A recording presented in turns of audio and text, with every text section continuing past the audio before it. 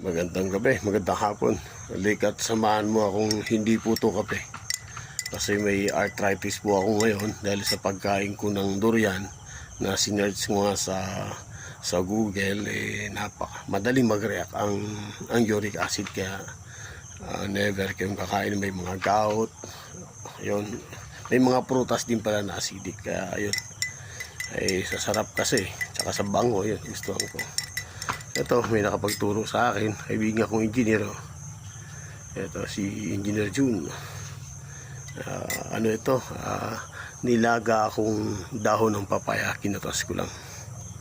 Ay, baka sakali makatulong. Tapos, ayun, naglalaga ako ulit ng, ayun, naglalaga ako ng tanglad. Only tanglad lang.